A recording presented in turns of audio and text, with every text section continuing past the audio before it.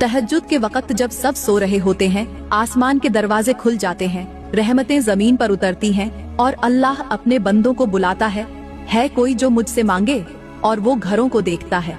अगर उस वक्त मियाँ बीवी एक बिस्तर पर मोहब्बत से लिपटे हुए हों, एक दूसरे के वजूद को सुकून दे रहे हों, तो अल्लाह फरमाता है, ये मेरा वो बंदा है जिसने मेरी सुन्नत को जिंदा किया, मैं उसके घर को बरकत से भर दूंगा।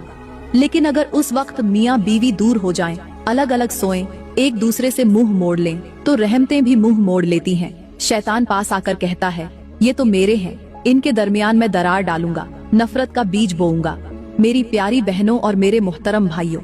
क्या आपने कभी सोचा है कि रात के सन्नाटे में जब पूरी दुनिया नींद की गहराइयों में डूबी होती है, उस वक्त अगर मियाँ बीवी एक ही बिस्तर पर एक दूसरे के साथ लेटे हों, तो आसमान से कैसी कैसी रहमतें नाजिल होती हैं।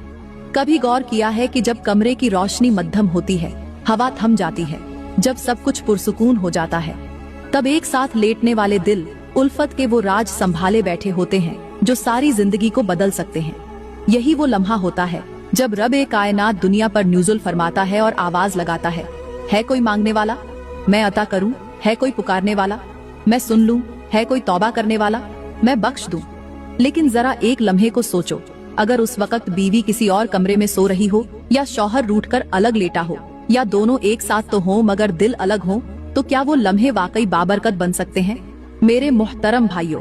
जब आप तहज्जुद से पहले अपनी बीवी के साथ एक ही बिस्तर पर लेटते हैं, तो वो सिर्फ एक रात नहीं होती, बल्कि वो एक नेमत की रात होती है, जहां आपकी खामोशी भी दुआ बन जाती है और बीवी की कुर्बत भी जन्नत का दरवाजा खोल देती है। मेरी प्यारी बहनों, तहज्जुद के टाइम शौहर के सीने से लगकर सोना, उससे बातें करना, उसे प्यार से जगाना, ये मंजर उस वक्त का सबसे कीमती तोहफा बन जाता है।